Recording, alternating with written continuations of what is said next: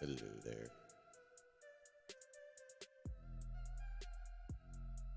Sorry about 3 minutes of, well, just that screen.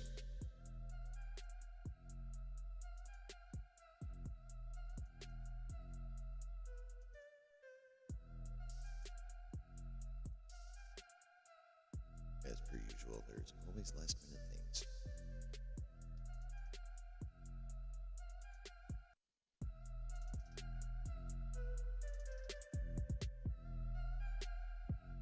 But it's okay. Because we're here now.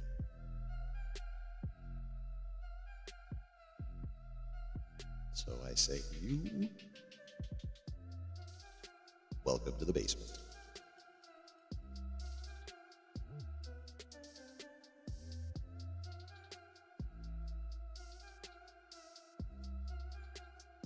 We are here to talk about the great many things.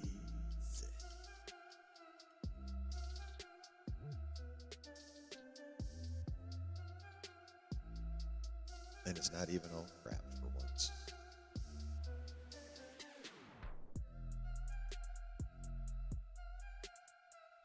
But before we get into all that,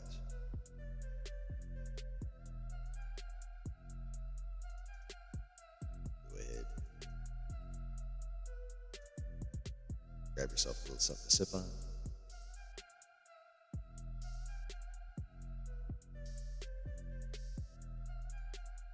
Light up a little something to smoke on.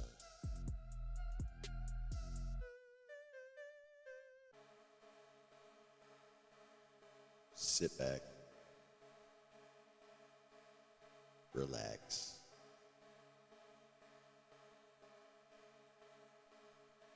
tap that like button, and also the subscribe button.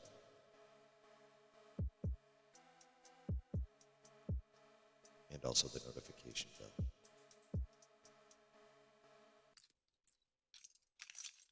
And then relax. Because this is the Saturday Night Chill.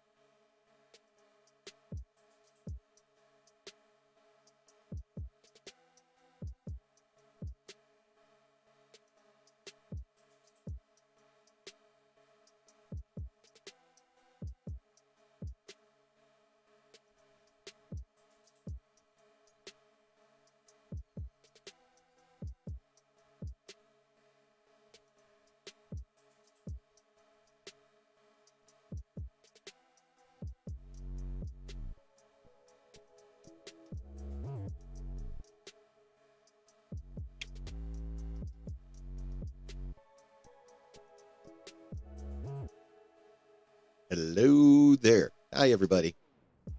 Welcome to the Saturday Night Chill. How is everyone doing? Well, look at all the chat going already, because I only just managed to get it going again. Who do we got in here? We got Brooke. We got Alan. Stupid stuff is in here. David. How is everybody? I hope all are doing well. I am doing okie dokie dokie dokie. What the fuck happened there? Hold on a second. That didn't look like that when I fucking started. What the hell?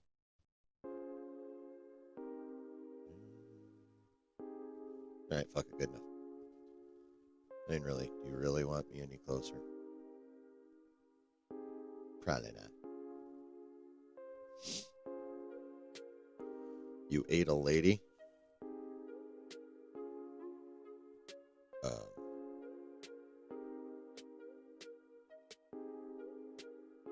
Did she like it?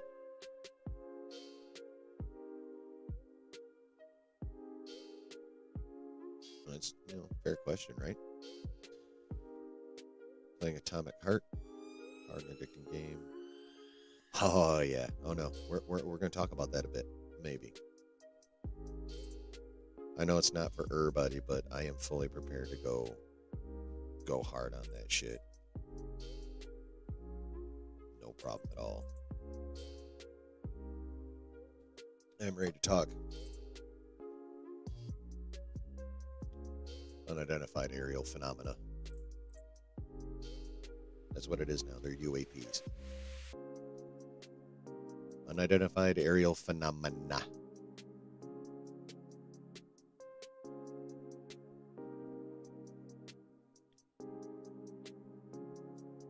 Did everyone have a good week?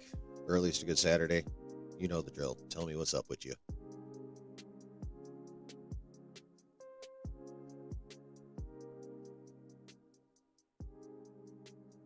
Yeah, use that back just a bit. There we go.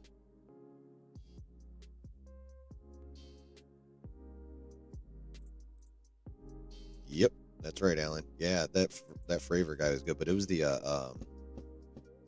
that Grush guy that was the one that was blowing my fucking brain cells open.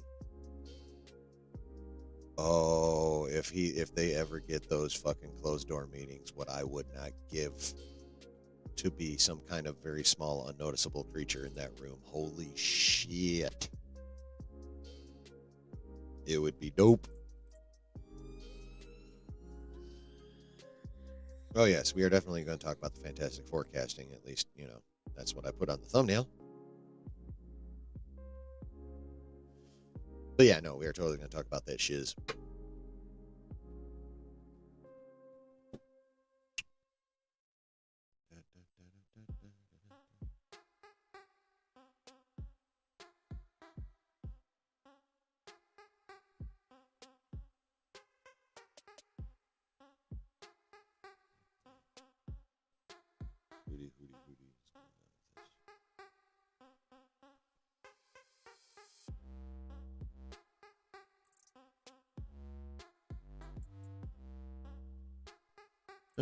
Guess we're good. All right, so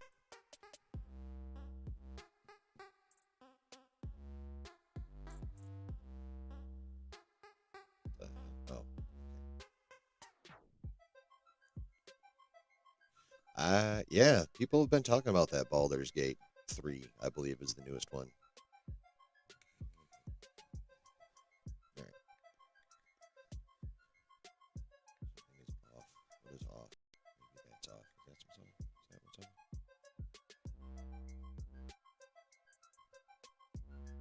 Yeah, that's what was off. Okay.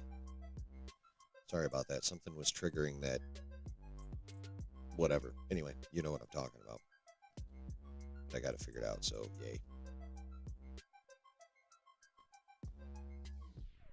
What the? Let's not do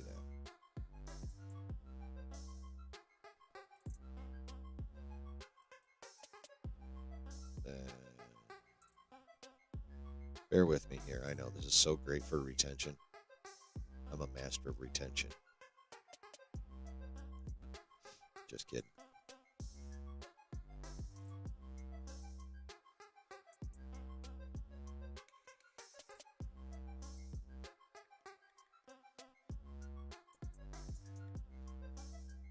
Sorry, I have to fix this shit. It is bugging me.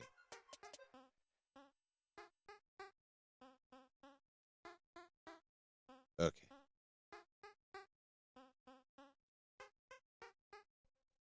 Yes. All right, that looks appropriate. That looks appropriate. That looks appropriate.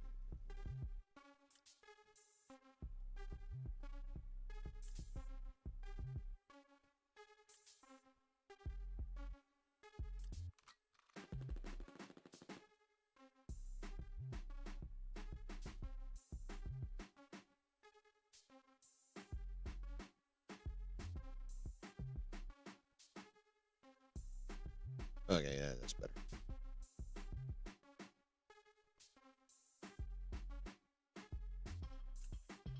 Cool.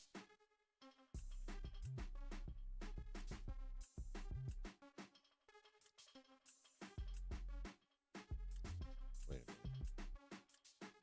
No, that's not right either. Damn it. Bear with me here, folks. Hey, Rob, how you doing, man? Yeah, that Ahsoka, that for just that little 45-second spot, that did look pretty sweet. They had like a decent little bit of new footage in there.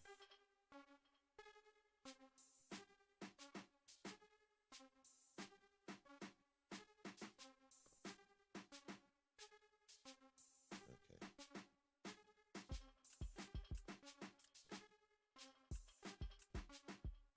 Sabersmith, welcome.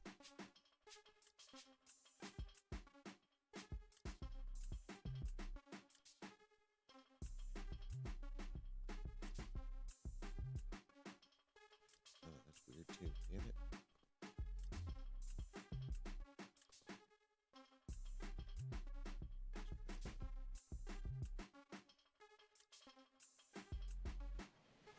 There we go. Good God. Sorry about that. OCD took over, and if I didn't deal with it now, it would have been the whole show with me just like. So, thank you for bearing through that. I really appreciate it. Physically whooped. The fuck you been doing, Bri?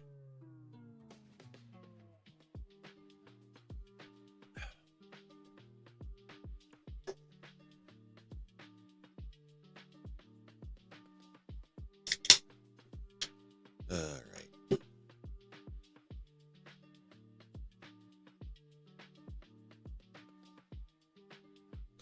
Where do we want to begin? I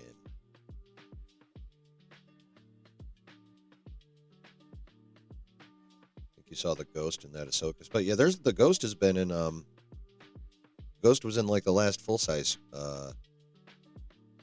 full-length trailer. The most recent, 2.5, 3-minute trailer just came out. Building stuff for the house. Yes, it is quite warm down there. What is going on now with my fucking camera? Are you kidding me with this shit?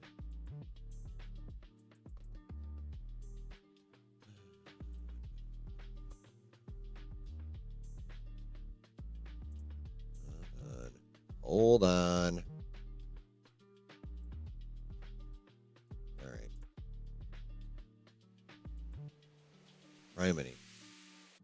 Camera's working. Mic's working. Chat's working. Scenes are working. I think we might actually be fucking on something here now, folks. Here we go. Yeah, I know. I had to restart my camera.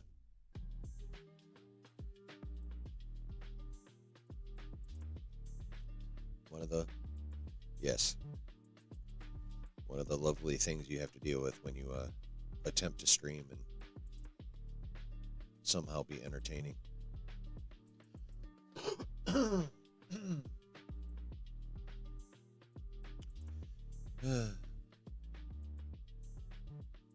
Oh, and just a quick little tip, but we can, yeah, right. Yeah, stoned. Anyway, one little tidbit we can begin with is, Jonathan Majors at his hearing, whenever the hell it was, just recently, this month. Well, anyway, the hearing was supposed to be, I believe, on the 13th, but the judge granted a motion for the defense to push the trial back to September. So now, Jonathan Majors' trial will not begin for damn near yet another month. Does this mean anything? No. I mean, they were never going to take him out of Loki season 2. By the way, that trailer was the shit. But they were never going to take him out of Loki season 2. They drastically shrank his presence in the trailer, though. He got, like, 2 seconds and a line and a half? So that was that. But, so he's still in that for sure. And that comes out October 6th. So, like, a month after his trial begins, Loki season 2.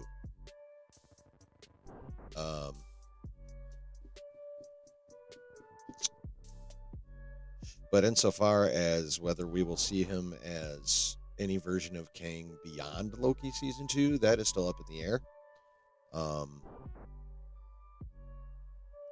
Marvel's fine-tuning their what-if flowchart for that situation.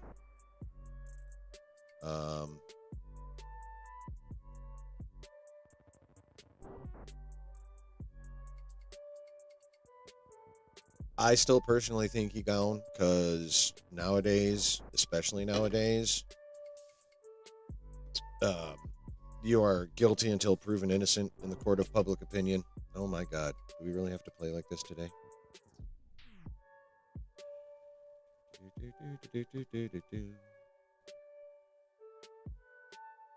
All right, maybe I need to see if I can change that, because I think it's my latency that's fucking shit up.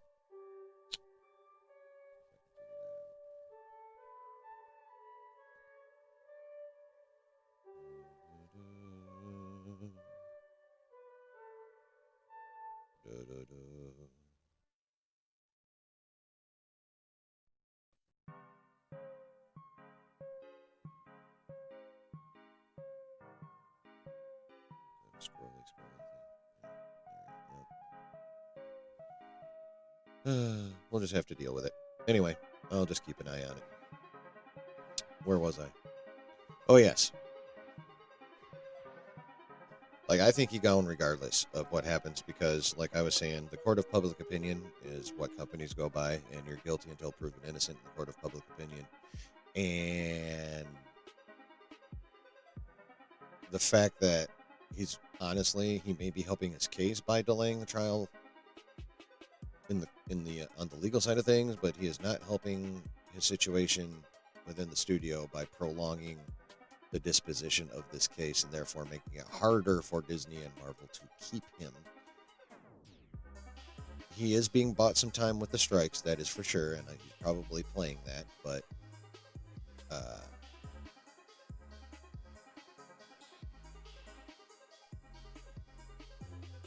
yeah, pretty much, I'm still convinced, especially if the strikes get over soon and they can start getting back to work, because really that's what's saving his ass right now, as far as I'm concerned. Yeah, I feel like I feel like if things were cruising right now, he'd be in serious. He may not have even pushed for that delay, but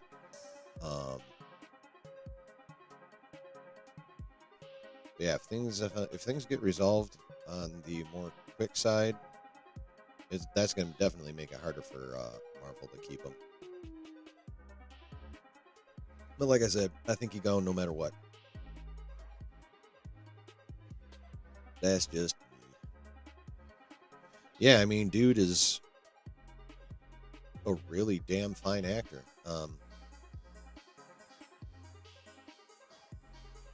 Problem is that high level talent of acting generally has a little bit of along with it. So it's just kind of the way it seems to go. Obviously, that's not always the case, but it's the case often enough to be noticed. I hear there are rumors of turning season 4 of Mando into a film because of the strike. What do I think? Season film? For me, I want a full season, 8 episodes, at least 45 minutes each. Loki looks great. I agree. Robert would also prefer a season. Making a joke over my last camera freeze. Okay.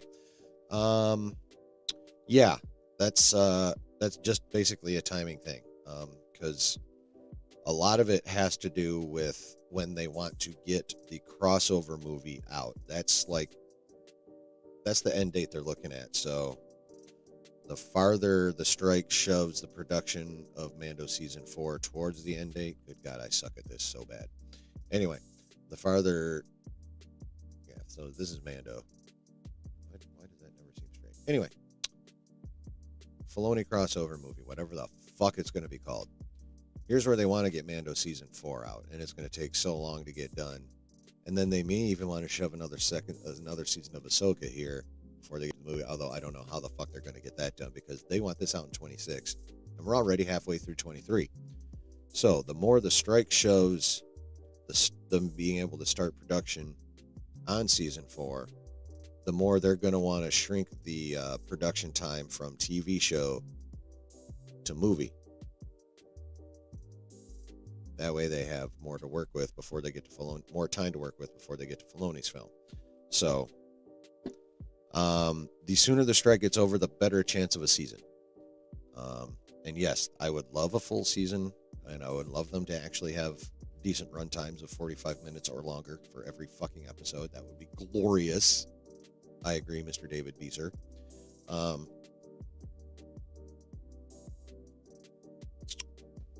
But on the flip side, if they do have to make it a movie, I wouldn't mind Filoni getting practice in on a movie before, like, the crossover movie. You know? Use that as a nice little warm-up. And besides, honestly, as much bullshit as was in Mando Season 3, they probably could have cut that into, like, a good 2.5, 3-hour movie and then covered everything they needed to. Like, straight up. So, I mean,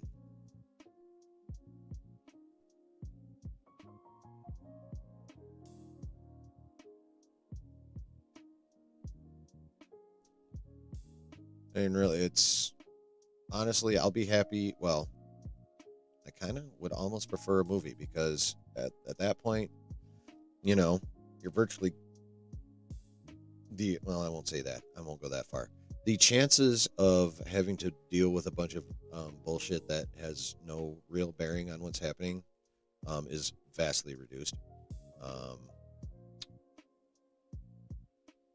And really, damn it, I'm ready for some fucking Star Wars in the theater. Just straight up. I'm ready for Star Wars in the fucking theater. Especially Filoni Star Wars, because that will probably be good.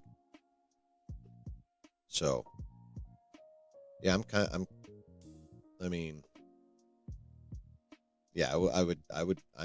I'm here for either one, but I'm definitely kind of more here for a movie, unless they, write season 4 drastically better than they wrote season 3.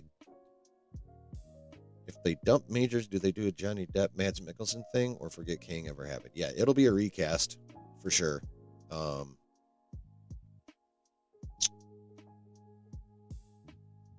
yeah, unless something massive changes, the next Avengers movie is still going to be called Kang Dynasty. So yeah, they're going to have to recast. They might even get a few different people and really have fun with the whole variant thing. But yeah, it's going to be a recast situation, unless they want to completely.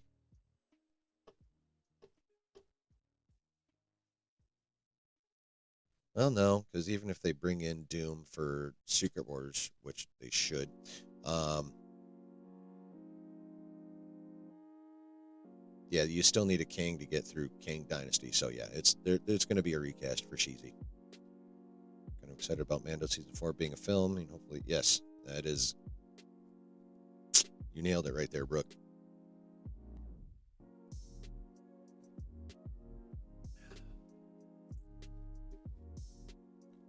But time will tell on that one. Like I said, I'm just speculating. That's just my own personal feelings. I think he's gone. I think the only reason we're getting any kind of news outside of the fact that poor Bubby, the fact that you know, Marvel is keeping their flow chart going, their what if situations. Um, that's just because they're actually finally managing to keep something close to the vest, and they have the decision made. They have their next king, and they're just waiting. That's my opinion. That's what I think. If they don't, and if they keep them, cool. I mean, I'm that's if they keep him, I'm not gonna, I won't be thrilled unless he's completely exonerated. But here's the thing: he'll only be completely exonerated, declared not guilty, what have you, in that one case. There's still all that other shit that came out, which is why I really think he's gone, because an acquittal of the one thing doesn't erase all the rest of the stuff that popped up, and that miasma will be following him all through the MCU in the minds of a lot of people. So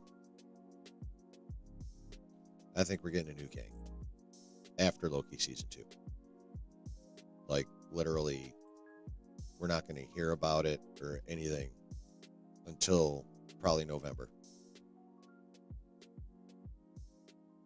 Maybe they'll make it a Thanksgiving treat. Here's your happy Thanksgiving, enjoy your turkey, and here's your new Kang. Never know. But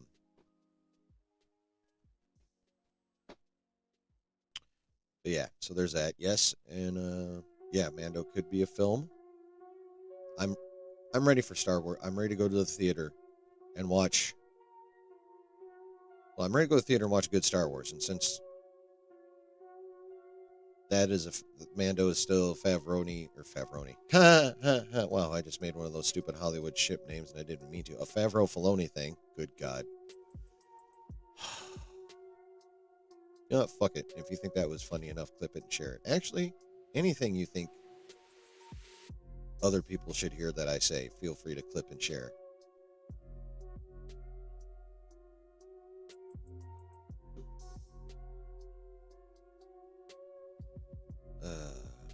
David, there should be no excuse for poor episodes of Mando season 4. They have plenty of time for ideas they can put down while the strike is going on. Yes.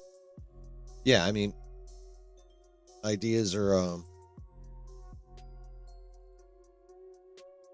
sorry, my grandson is going nuts up there. It's really distracting because it hurts my heart when he cries. So yeah, no, it doesn't have to be the writers that are doing planning strategies. Execs can do planning strategies and get, set up all their own shit without any strikes, any lines being crossed, or any violations of that nature happening. So that is for sure. But there was 2 years between season 2 and 3, so we'll see. Really, it comes down to how well John and Kathy are getting along, because I'm pretty sure that's what fucked season 3 in the first place.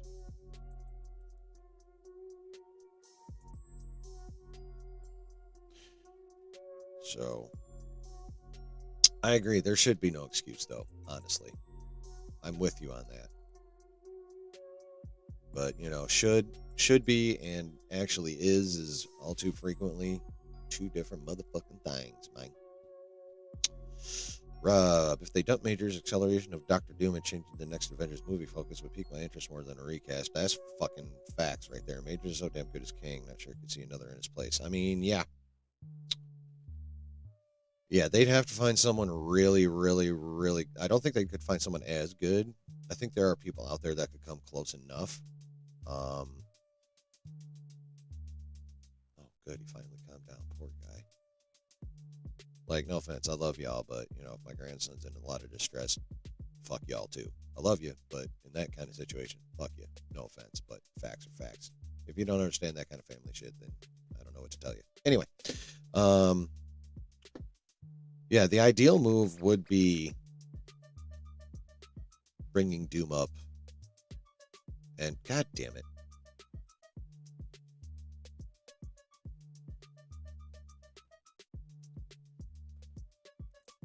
All right, I guess I cannot put my latency that high ever again. So, anyway, where was I at? Oh, yes. Yes, I would definitely, because, when I first heard people start talking about Secret Wars, I looked it up on the interwebs, and it seems really fucking cool, and I really need to get the trade paperback, but that's something else again. Anyway, but yes, acceleration of Doctor Doom would be the shit. I would really love to see God Emperor Doom wreaking havoc in his all-white uniform and just fucking everybody up would be just the shit. So, yes, that would be very awesome. But they won't. So,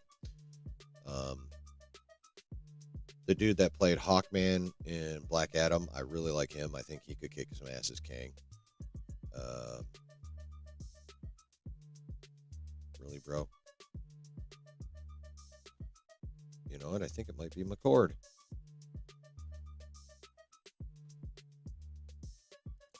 I think it might be McCord. If it's McCord, that's not good. But yeah, I think I was bumping the cord. Okay.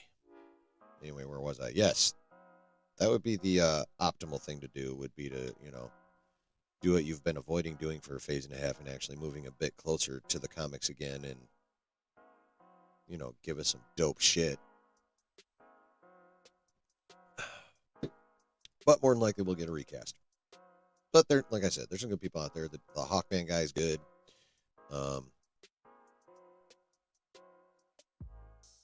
Daveed Diggs, if they're not going to use him for the Thing, which it looks like that's not happening, he would be good. There's a few others, but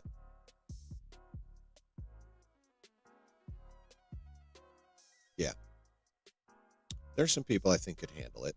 Obviously not as well, but they could handle it.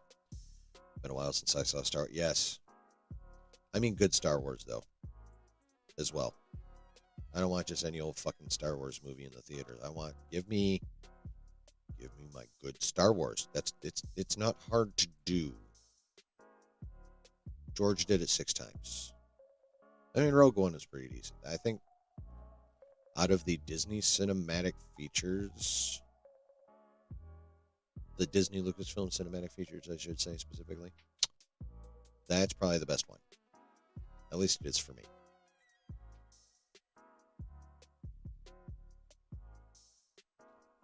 So,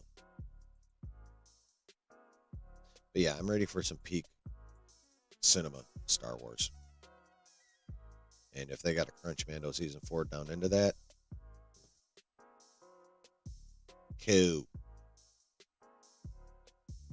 Oh, what else is happening this week? Damn it, something. One of these days I'm going to learn to write this shit down, I swear. Yeah, the Majors thing.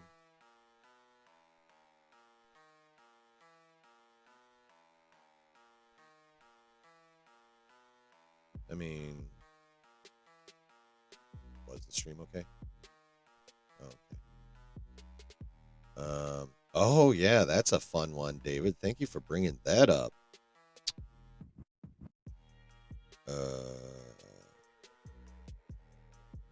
What do you or anyone in the comments think about Stephen Amell and Zachary Levi coming out against a strike but agreeing with the union? Is this the first signs of hope?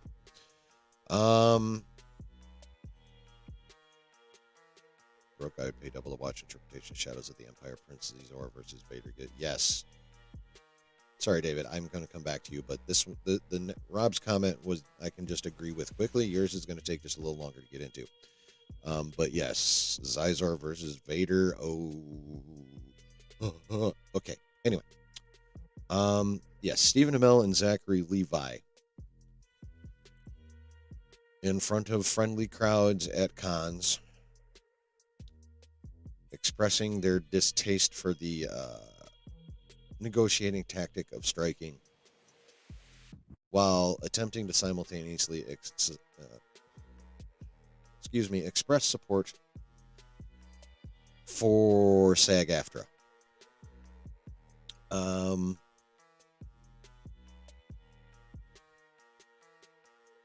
No, they're totally getting trashed, bro. They are getting smashed on the interwebs. They're getting utterly trashed out there.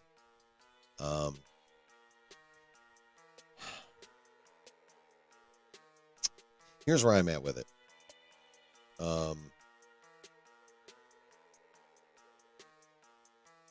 Are they wrong to be frustrated that they can't promote their shit while SAG is on strike? No. Being frustrated with that is totally and completely valid. I would probably be frustrated in their situation too. However,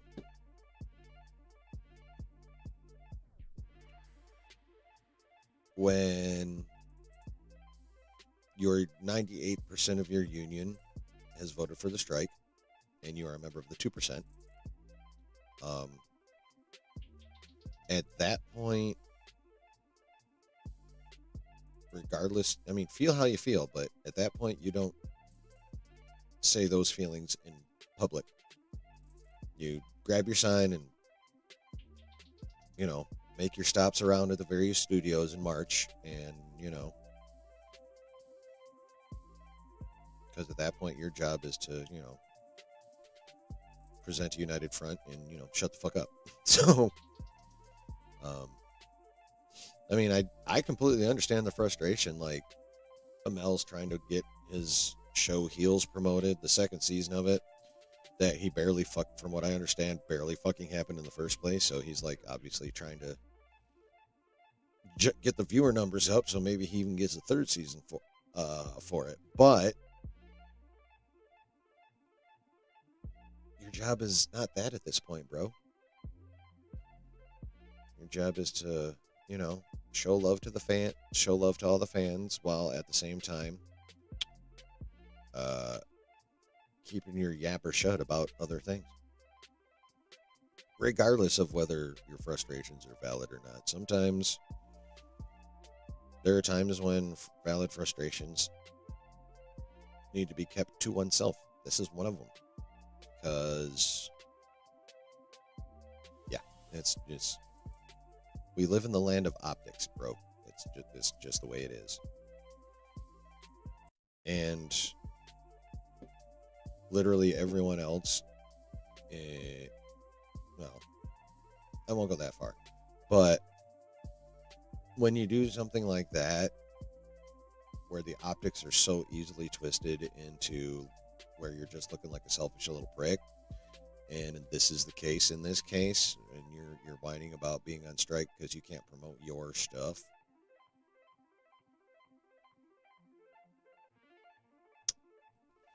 I don't know what to tell you at that point. You're taking your career in your hands at that point. And of course, this isn't like the first time Zachary Levi has run off at the mouth. All the griping about Shazam and anyway, he's got a history. So, but yeah, it's in the land of optics. Those aren't good. Those are not the good optics. So,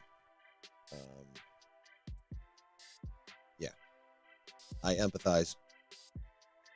It just, oh, I just tapped the fucking cord again. Good God, Aaron. Stop touching the cord. And that's what it is, too. Well, evidently my camera cord's wearing out. Great. That's right. It'll last a while. I'll just have to maybe not do that either. Anyway. So. Yeah. Yeah, that's not a sign of hope. The only sign of hope we have currently. Justin, what's going on? The only sign of hope we have currently in regard to the strikes is the fact that yesterday the AMPTP and the Writers Guild met to negotiate when to restart the negotiations.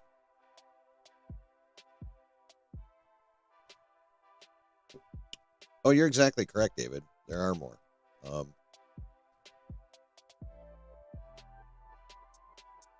I'm willing to bet most of those were also in the 2% that voted no. I'm sure there are some in the majority that also feel the same way. I mean, that's basic statistics. It's got to happen. But yeah, when if it had been, say, a less overwhelming yes vote in this situation, the optics wouldn't be so bad. But when you're looking at a 98% yes vote, the 2%'s responsibility is then to march and be quiet. It's just kind of how it is.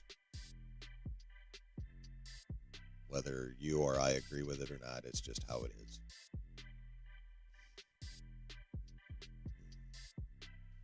Shadows of the Empire, maybe a film series on Fate of the Jedi. Yeah. Yeah, there's a... Despite that quip of Kathy's where they have no reference material, there's so much... Anything labeled Legends could be adapted into canon in animation or live action or however the fuck they want to do it. There's so much more out there that they could do.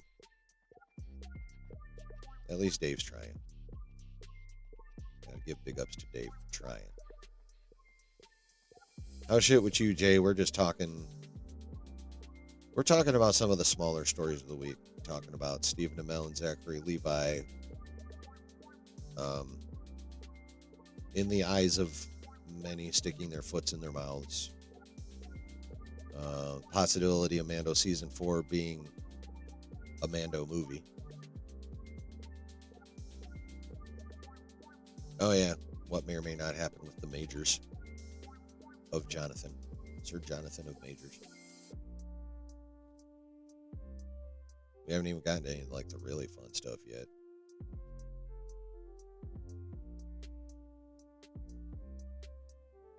Oh yeah, and I keep bumping my camera cord and freezing the camera. So, that's fun. And at least you guys get a free game of pause face. You ever do that? Watching something like, you're streaming or DVR and you just decide to hit pause when someone's in the middle of talking just to see what kind of face they're making and what kind of jokes you could make about it. I'll be honest, most of the time when I play that game, it's pretty much limited to bodily function jokes.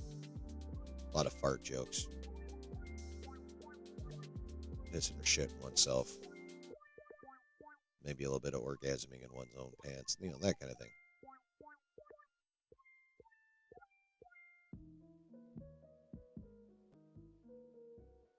I've heard really good things about Invincible. Hasn't it been like 3 years since the first season came out and they're finally getting the second season out this fall? What the hell happened to, getting seasons of shows one after the other, like the good old fucking days? And here I go on an old guy rant. But seriously, though, what the fuck is this with 2 years or more in between seasons of a show?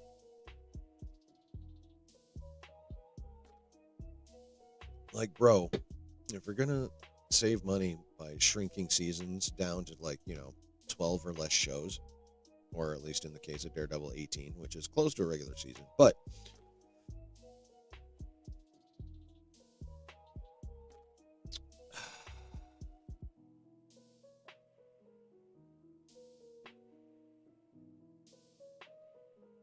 fuck, I already forgot my goddamn point.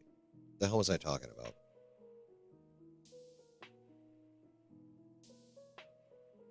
Yeah, it's a very ADD night tonight, yo. Like right in the middle of a rant. What the fuck was I talking about?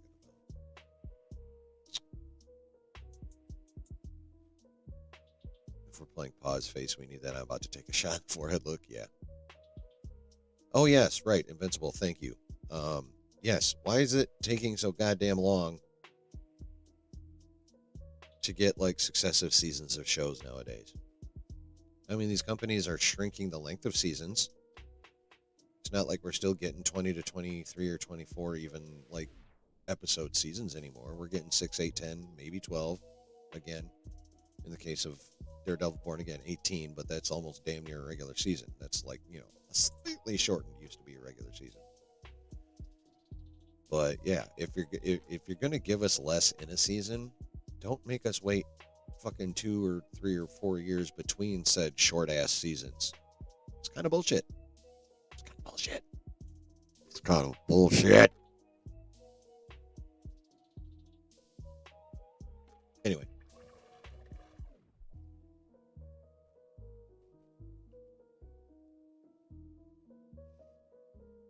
That's how I feel about that. What do you guys think, honestly? What do you guys think about this whole shortened season and then waiting a year and a half or longer to get the next season of fewer shows? You guys think about that for a minute or three. Throw some comments on there. I'll be back in a wee bit.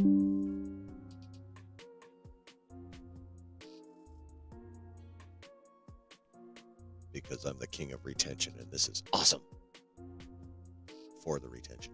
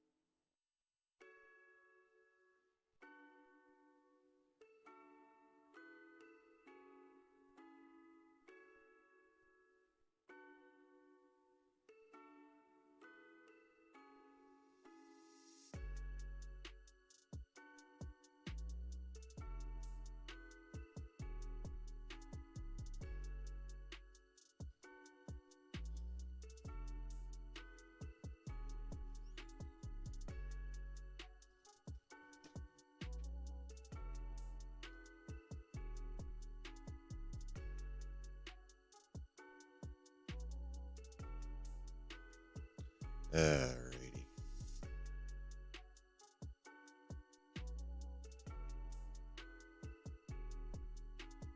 Hello again.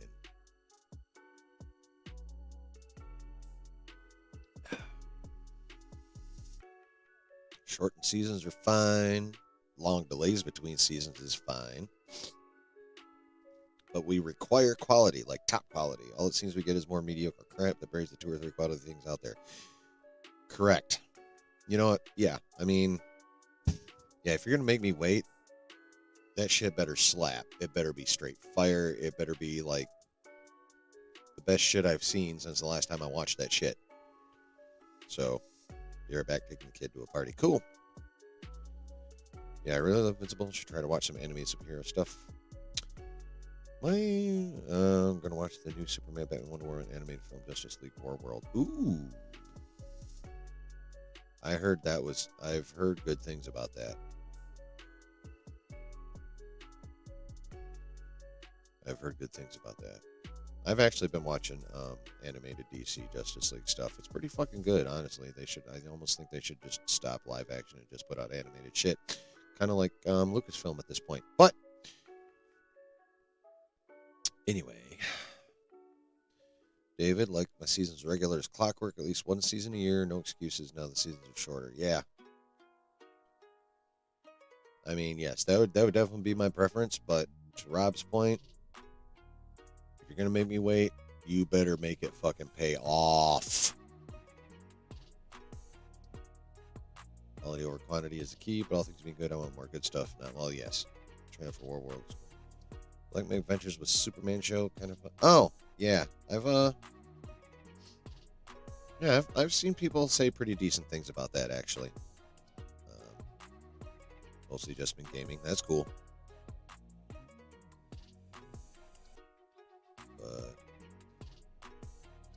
yeah, I mean, well, really, what should be happening is everything should fucking slap all the time, and we should get it at a regular pace. Pause. Giggity. Anyway, that would be the ideal, obviously. Regularly issued, high quality content. That would be the ideal. But if I can't have both, give me the high quality at least. For sure.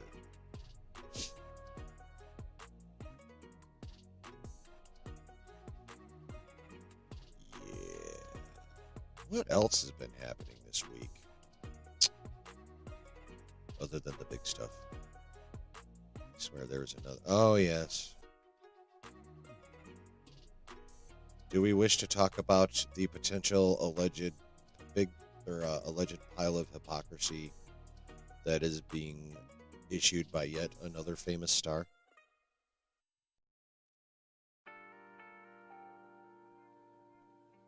You know who I'm talking about.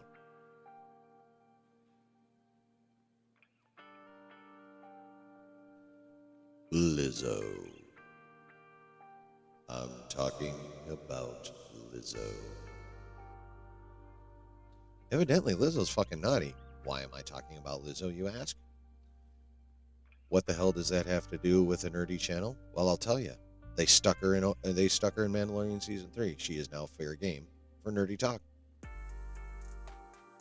And evidently, her dancers are fair game for being forced to eat banana out of stripper coochie, among other things.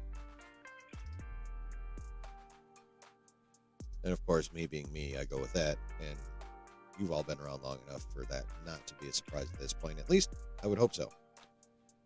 It should be quite obvious by now that I am a seriously toilet-humored, sewer-minded motherfucker. And I even restrain it some for this shit.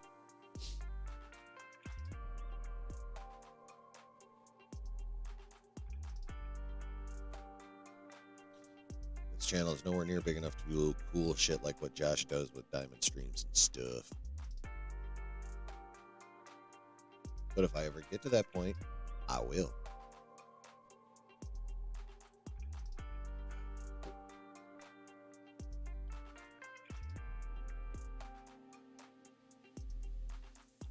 Tried to enjoy the Lizzo at the end of the episode, but at the end of the day, it was just. I mean, Christopher Lloyd was cool, being like a diehard separatist. I mean,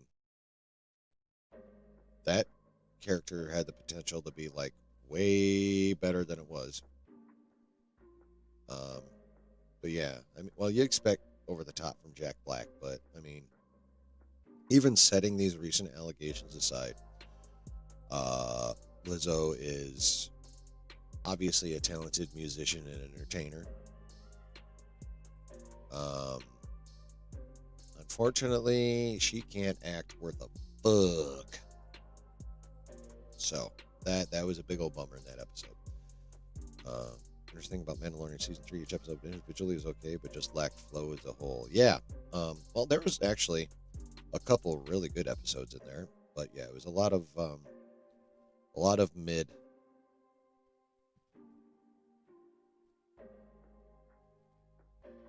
I'm using the word mid way too much with the stuff I've been watching. It's not my fault though. It's just what they've been putting out. They've been putting out mid. Jack Blackmore, comedian, actor. He's yeah, I don't know. Well, there are characters that he probably could be appropriate for in Star Wars. Most of them, I think, would require heavy alien makeup. But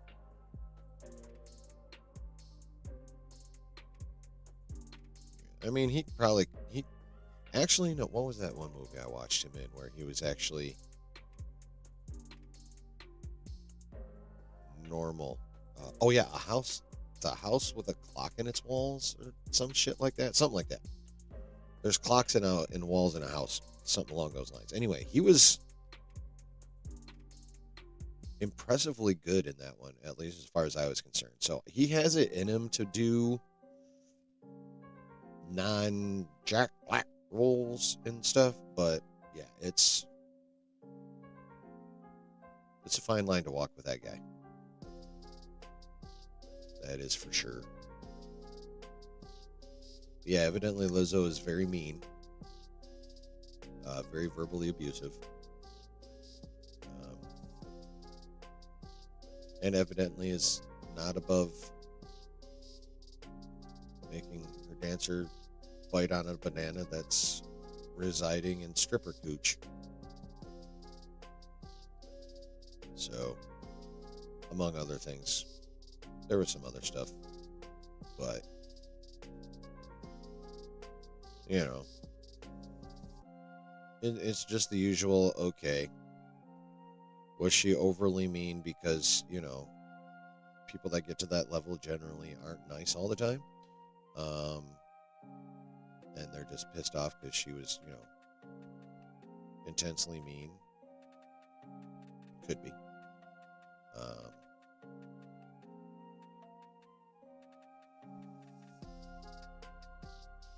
I don't know. Not too long after this happened, someone popped a clip on Zitter X/Twitter, TwitX, whatever. Anyway, that app. Where she's doing an interview and specifically asks where the bar where they put the banana in the pussy is at. So could be a thing.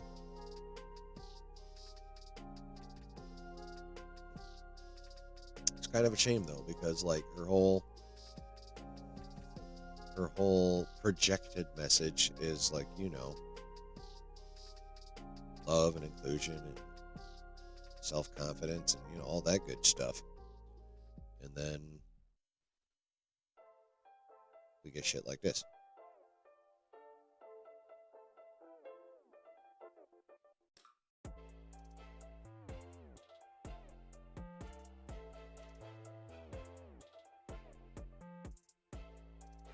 So weird like that. Oh well.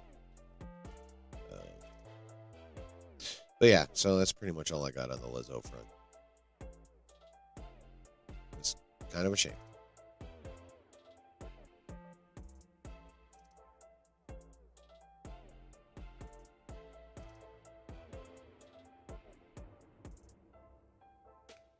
Okay. Any other thoughts from you guys on that or anything else before I move on?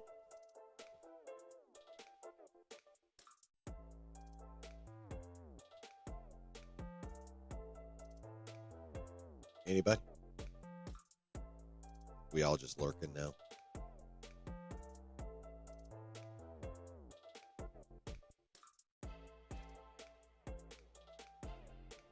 All right.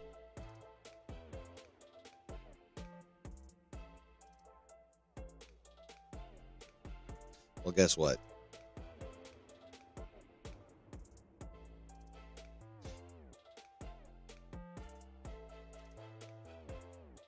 Yeah. Well, I mean, she appears to be quite toxic, at least at this point. Still upset over that. Yeah, I know. It was just a poorly put together episode in general.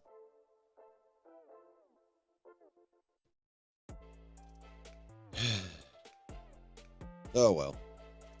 But at least we got some cool news this week, yo. We know who the Storm siblings are going to be in the Fantastic Four. Well, okay, I take that back. Vanessa Kirby. She's basically a lock, 99.99%.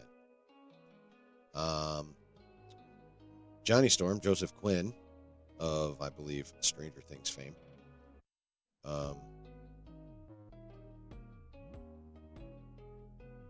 Better been part of the song. Anyway, it's looking like Joseph Quinn is going to be Johnny Storm.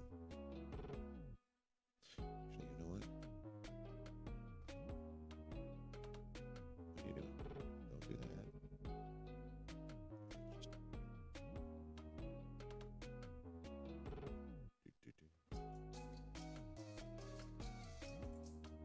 Boop.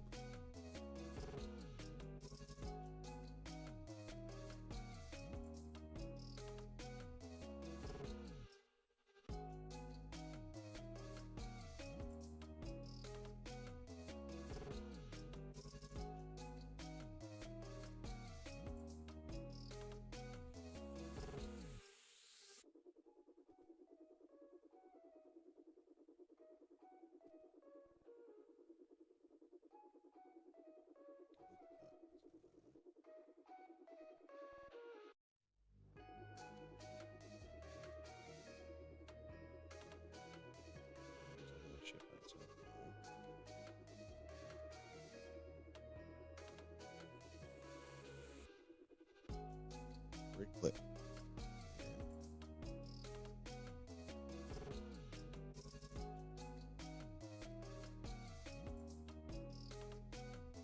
There we go. That's what I wanted.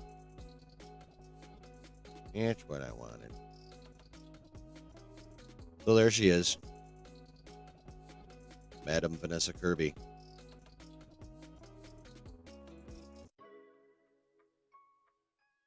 No issue with Vanessa Kirby being Sue Storm. She killed it in her role in Mission Impossible. Oh, you saw the new Mission Impossible. Cool. I have not yet seen that. Some musicians should steer clear of acting like Ed Sheeran in Game of Thrones. Not quite sure what you mean there, David. Justin really likes the Vanessa pick, but yeah, here she is.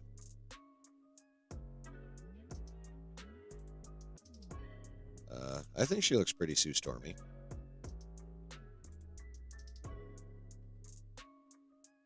And there are plenty of other images of her. That's just the one I wanted to. Thought that was a good one to hone in on. Oh well, look at this ancient ass deadline. Jake Gyllenhaal and Vanessa Kirby to lead. I'm assuming. Oh, what? Actually, no. For a second, I thought they were going Fantastic Four with that. Survival moving suddenly. Well, that's important. But yeah.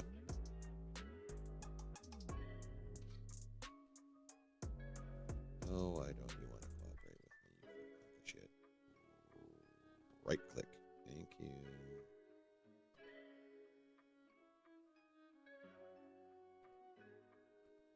There we go. Slightly different image of her than the last one. But yeah, that's going to be our Sue Storm with, like I said, 99.9% of surety. That is Sue Storm. Now,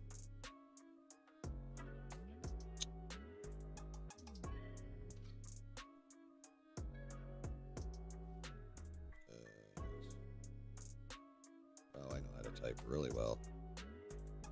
Here we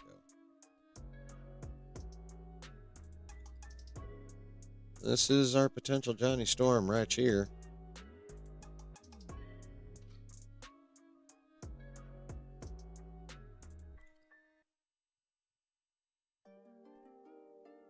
There we be. What y'all think? I don't hate it.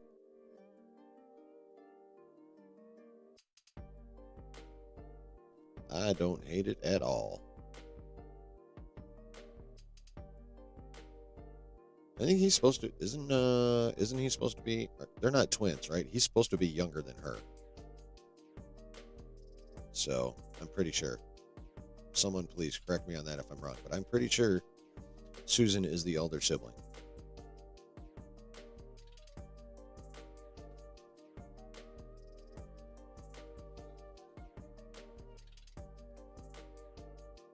So, him looking a bit younger than her, I don't consider a problem. Not that, it's kind of funny. Vanessa Kirby can look a wide range of ages, I feel like, just depending on, like, you know, obviously makeup and lighting. But,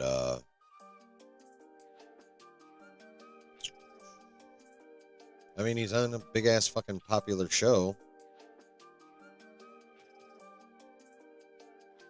He can't act, just need to sit by the campfire with a smirk on his face. I can't believe I'm in Game of Thrones. Gotcha. Yeah.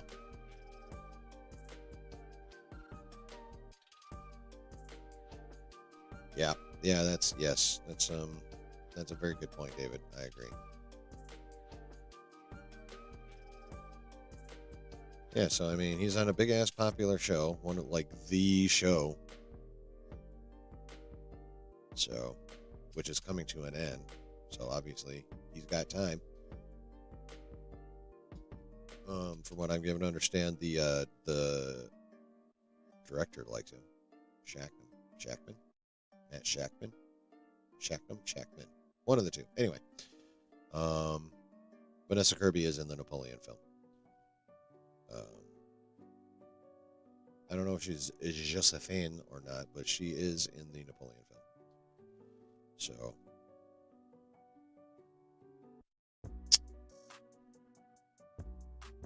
what else we got here? How baby faced does this motherfucker get?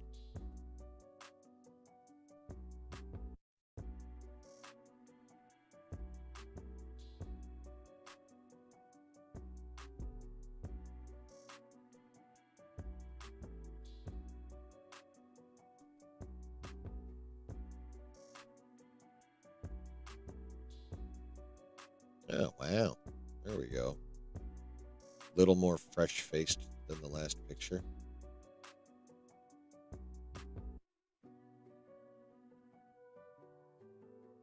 Yeah.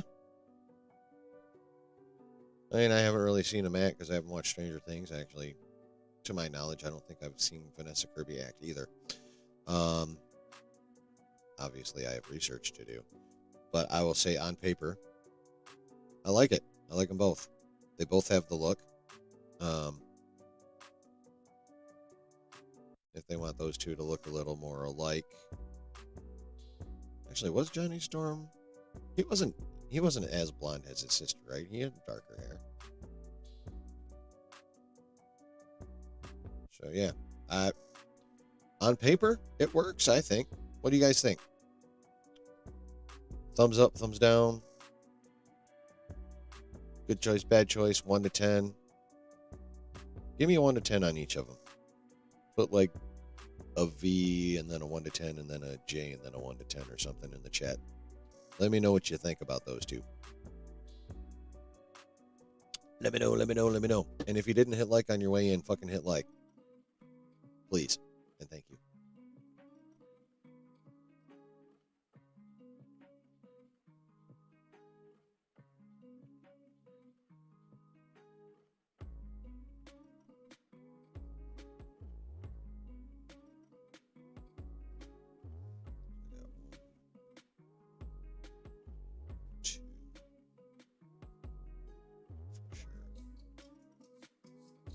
Oh, hey, Jay. 8 out of 10. 8 or 9 out of 10 for both. All right, cool, Brooke.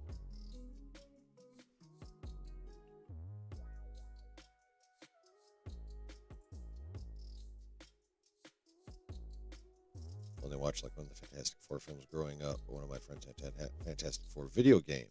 That's cool. Yeah, 8's on both for David. Cool. Yeah, I actually, since they were, I don't know about now, but they all were on Disney Plus at one point, so I went ahead and watched all, was it 3 of them? Yeah, 2 with the original cast and 1 with the new cast. Honestly, the only thing the second attempt at it, like the second attempt at a cast, I think actually improved on over the original Fox cast was that they went ahead and made the Thing monstrous. Like, I mean, I love Chiklis's Thing, and they probably were limited by what they could do at the time when those two came out, but I like the fact that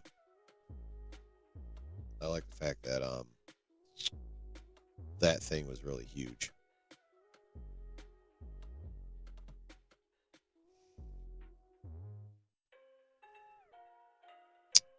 Yeah. Anyway, Justin, 9 for Kirby, 5 for him because you're not familiar with him. That's fair. Totally fair. Really think it depends on the script. I mean, it always depends on the script, man. It always depends on the script.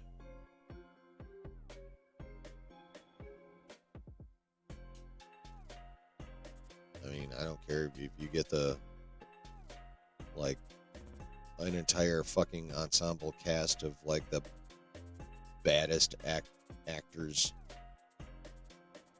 out there. You give them a shit-tastic script, there's only so much even people of that level of talent can do with it, and you're gonna get a shit-ass fucking, we'll say, movie in this case, so. Yeah, the script's got to be on point.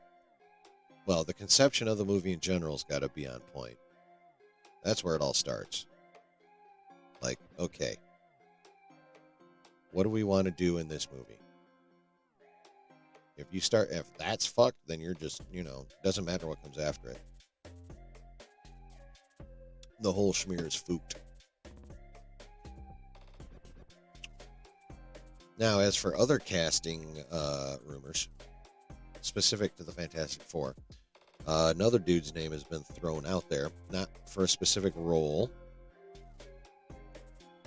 Let's see if I can find his ass. Give me a little bit here.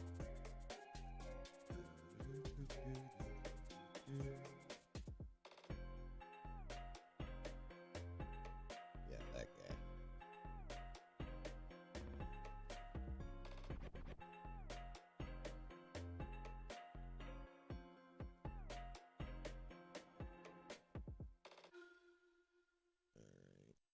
Give me 2 seconds here, yo.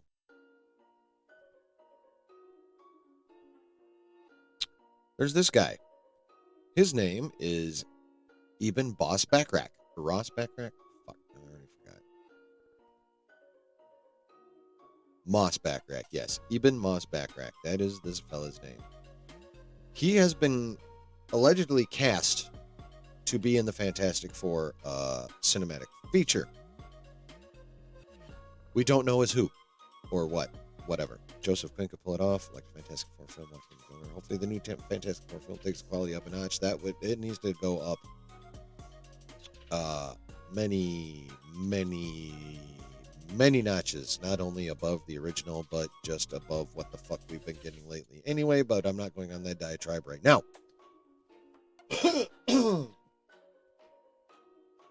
So this is Eben Moss Backrack. Most recently, he played, I don't remember the character's name, but he was in Andor. He was the dude that was trying to get Andor to run off with the loot, just 2 of them, and whereupon Andor blasted his ass. He's also in The Bear, from what I understand. He was in one of the Netflix Punisher seasons.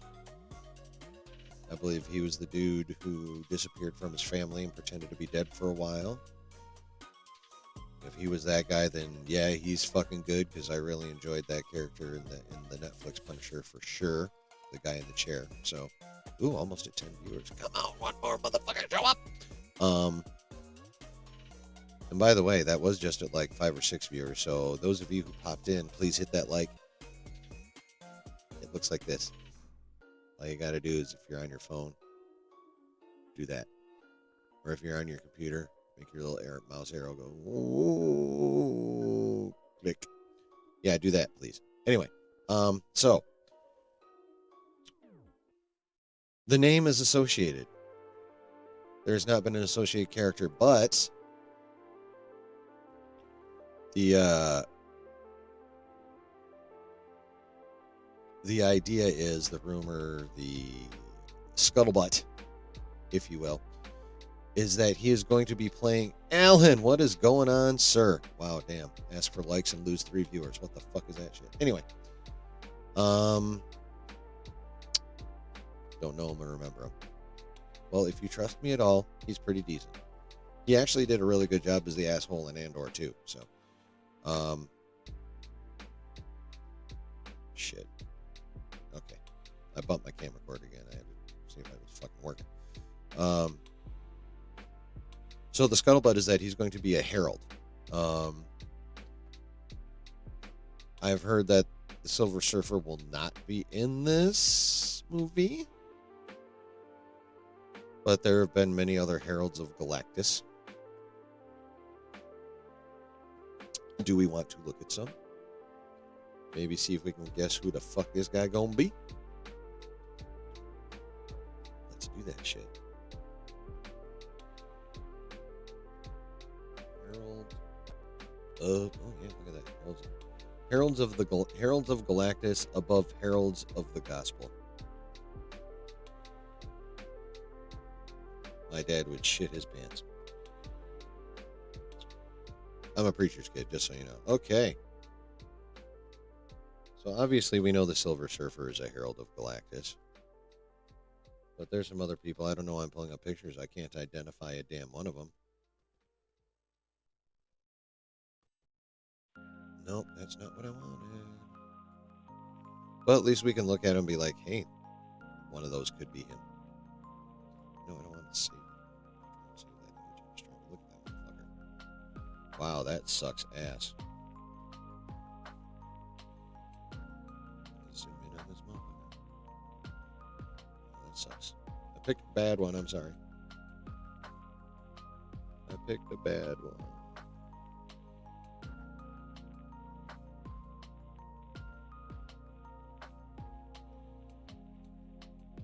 Ooh, this one might be better. Let's find out.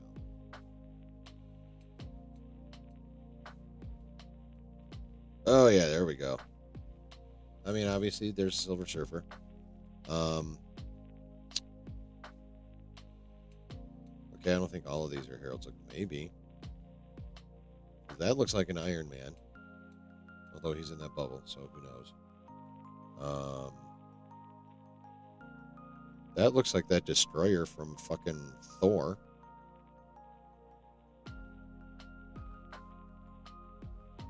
I'm not sure what else is going on here. Obviously, that's a Surfer, but supposedly he's not going to be in there.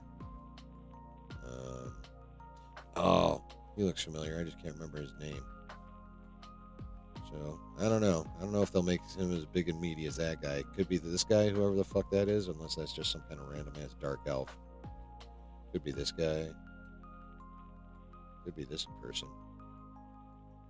I don't know about this one. But there are options. But supposedly he's not going to be the Surfer. Even though I think he probably would make a decent Surfer. I mean...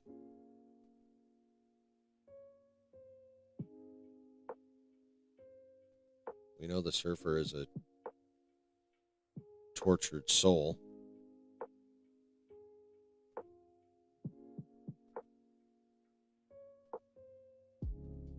I mean, look at that fucking semi-constipated or gassy or in general tortured face.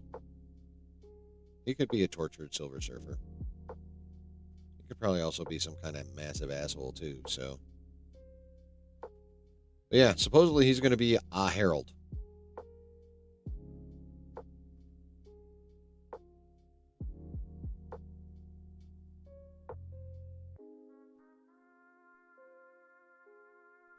I think, was there any other?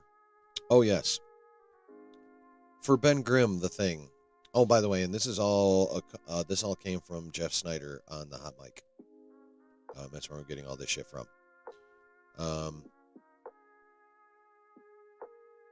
Yeah, supposedly Marvel is looking for an overweight white dude to play Ben Grimm.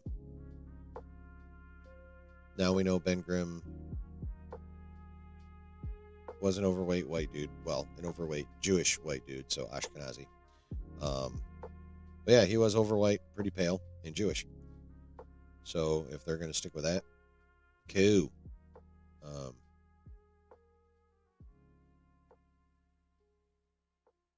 All we need is a Kumar. Right. But yeah. So we don't have a name. Supposedly they've got him. From the way Jeff was making it sound when he was talking on the hot mic, they have the actor. He just can't get the name out of anybody. But there is no Reed. So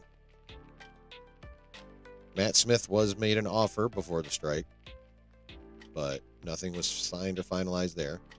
Adam Driver said he didn't connect with the character and said no thank you.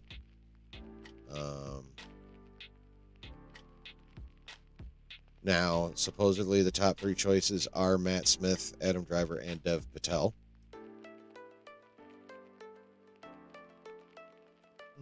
Wild. But as of right now, he is the only member of the Fantastic Four that is not nailed down in some fashion or another.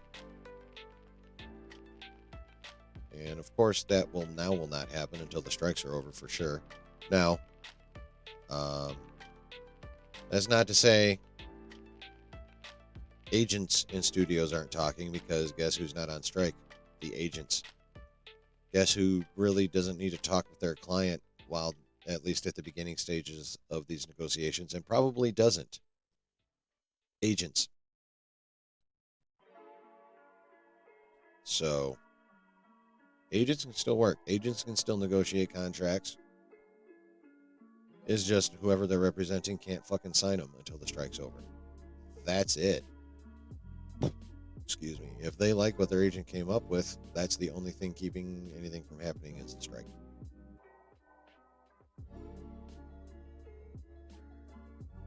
So,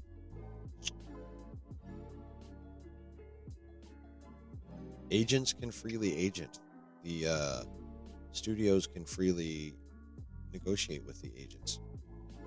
Nothing is keeping anything from happening in that part of the system whatsoever. So, but yeah, at this point, to sum up, Vanessa Kirby is pretty much a lock. Joseph Quinn is highly likely. Allegedly, they want and have an overweight white dude for Ben Grimm, aka the Fang, and Reed Richards is still up in the air. I don't want Matt Smith, not because I don't think he's a good actor. I think he is actually a pretty good actor. Morbius was not his fault. I, however, agree with Jeff Snyder to a certain extent. I don't think I'd go this hard, but Jeff Snyder called him a ghoul. I don't think he's quite a ghoul, but I definitely don't think he does not give off Reed Richards to me. And yes, part of it is his goofy ass British fucking face. Sorry. Now, I know Adam Driver's a badass actor, and I think he definitely, I mean, he already has a, action-y kind of build, as we saw in the sequel trilogy. Um, we know he can fucking act because he carried that fucking trilogy.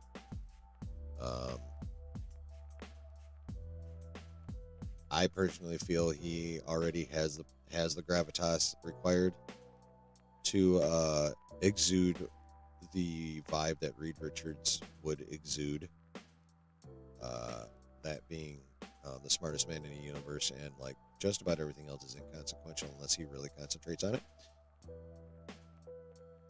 So, to my knowledge, off the top of my head, I don't think I've ever seen Dev Patel act in a fucking thing. Actually, let me rephrase that. There isn't a fucking thing I've seen that I'm aware of Dev Patel being in. That's what I should say. Isn't saying they got him nailed down a bit close to the bone. Oh my, wow. Rob, you should appreciate David right now. Oh, man. You blasphemous motherfucker.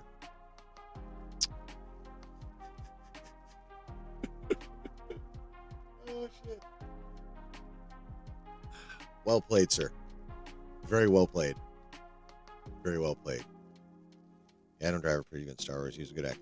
See, I haven't watched that. I need to watch that. I mean, I heard the movie itself was kind of mid, but that he did a really good job in it. So there's just so many of these kind of. I knew you'd appreciate that one, Rob. Yeah, there's all kinds of like I'm like sorely behind on what I keep hearing are quality just Netflix movies. That they produce themselves. Like, I haven't watched Six Underground. I haven't watched Red Notice. Haven't watched either Extraction movie. Good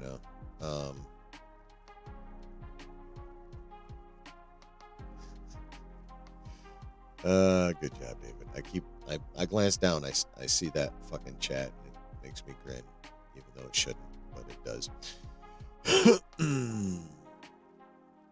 65 is art from film. Watch it on the plane to San Diego. Wasn't too engaged. That's all on your phone. Nice. Nice. All right, my schnoz has an itchy. My schnoz has an itchy.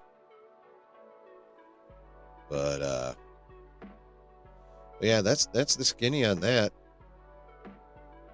I got one more thing I would like to talk about if y'all are down.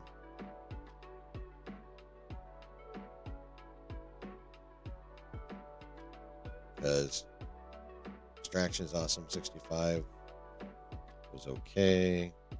Agree with fun. All right, cool.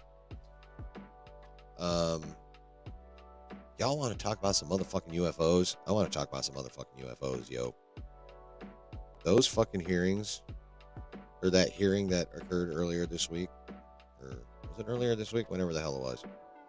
That shit was fucking wild, bruh. That shit was fucking wild. Okay, yeah, it was last week. But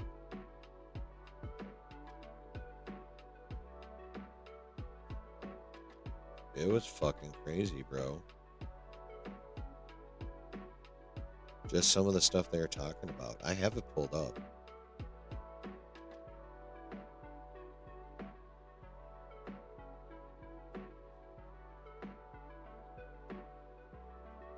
Behold.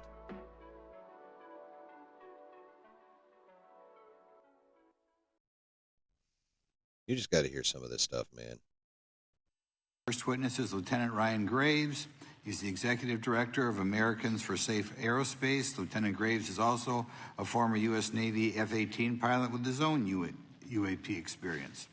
The next witness, David Grush, is a former senior intelligence officer with the National Geospatial Intelligence Agency and was a senior technical advisor for UAP issues. And finally, retired Navy Commander David Fravor, squadron leader who worked as a naval aviator for 18 years. Mr. Fravor has his own UAP experience known as the TikTok event. I look forward to hearing from all three of you today. It's the most credible Pursuant to Committee Rule event. 9G, the witnesses will please stand and raise their right hands. Do you solemnly swear or affirm that the testimony you are about to give is the truth, the whole truth, and nothing but the truth, so help you God? Yes, they do. Let the record show that all couldn't hear the them witnesses because answered in their the mics are not always affirmative. on. They have You to may push be a button. seated. We appreciate you all being here today and look forward to your testimony. I'll remind the witnesses that Skip we the have read your opening written statements statements. and get right to some questions, if at all possible here. Because the answers to the questions are what's fun. The fact that the reporting has Recordings And of just got course, better. ad. Hey, I it's don't Dana have- from I don't pay StreamYard. for shit, I'm so okay? excited I to don't pay announce for that anything. local So, ads. reporting has been limited up to this time. Could you tell me why you believe it's... Oh, here we go, questions. 2004 was far superior to anything that we had on time, have today, or are looking to develop in the next 10 years. If we in fact have programs that possess this technology, it needs to have oversight from those people This is that the the end of the citizens of this great country elected in office to represent what is best for the United States and best for the citizens. I thank you for your time. Thank you very much. Thank you very much. I know it's very difficult for all of you, all you've done in the past to try to Yeah, like illuminate most guys this that issue. wasn't Call born. myself first for some questions. I'm going to start with Mr. Graves. Are pilots that you interact with as part of your organization, do you feel adequately trained and briefed on how to handle encounters with UAPs? No. Right now, military witnesses to UAP have limited options for reporting UAP. But more concerning is that commercial aviation sector has not adapted to the lessons that the military has implemented. The military... Now, this guy is talking about, when he says UAP, he's talking about UFOs, but basically he's just talking about shit flying around in the air that we don't know where the fuck it came from. And his big thing is that regardless of what they are, where they came from, they're there. They're there in numbers, and they are dangerous. They are a danger to pilots of both military and civilian aircraft, and that's his thing.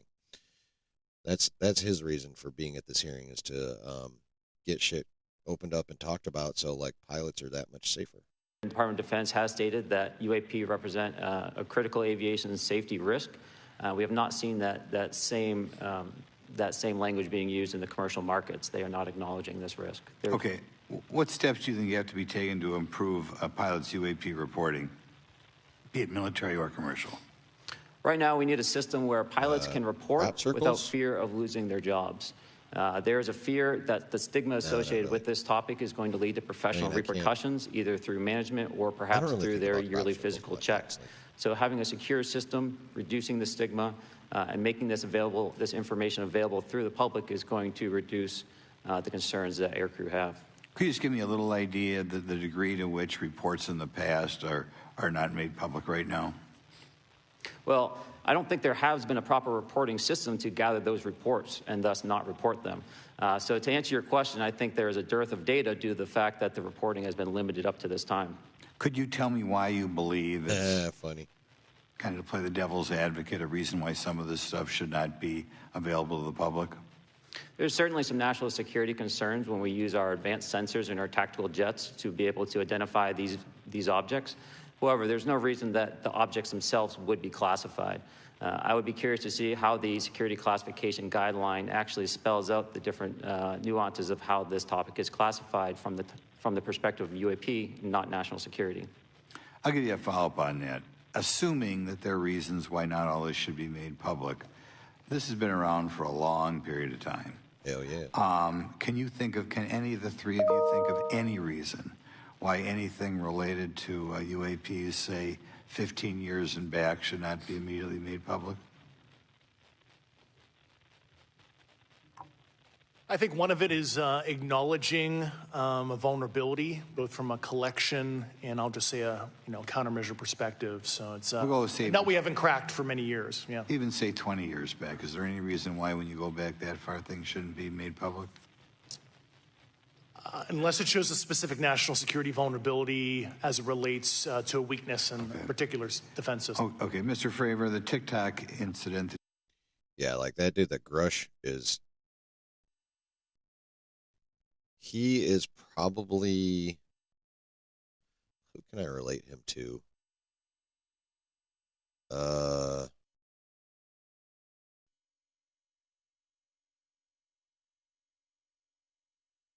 He's basically like your damn, I got nothing. I hate it when that happens. Back to this shit because they talk. That you were engaged occurred in 2004. What kind of reporting took place after that incident? None. We had a standard debrief where the backseaters went down to our carrier intel center and briefed what had happened, and that was it. No one else talked to us, and I was in the top 20 in the battle group. No one came. The captain was aware, the admiral was aware, nothing was done. Your commanding officers provide any sort of justification? No, because I was the commanding officer of the squadron, so no. Was this incident the only UAP event that you encountered while you were a pilot? Yes, it was. Okay. Yeah, he had the one. But This is for any one of you. Based off of each of your experiences and observations, do you believe UAPs pose a potential threat to our national security? Yes, and here's why. The technology that we faced was far superior than anything that we had, and you could put that anywhere. If you had one, you captured one, you reverse engineered it, you got it to work, you're talking something that can go into space, go someplace, drop down in a matter of seconds, do whatever it wants, and leave, and there's nothing we can do about it. Nothing. Okay. You two? Well, I would also like to add, from a commercial aviation and military aviation perspective, we deal with uncertainty in our operating space as a matter of our professional actions. Identifying friend from foe is very important to us. And so when we have unidentified targets and we continue to ignore those due to a stigma or a fear of what. And now with commercial aviators, they are reaching out because they're having somewhat similar experiences. Basically, when Grush is talking. Suggestion of UAPs. They do the incredible, help save lives. So can you. Your CSL plasma donation can help create 24 life-saving medicines. Be rewarded for your generosity. Help save so many lives. Donate at CSL Plasma today. Hey. Still using Google for searching someone? I promise.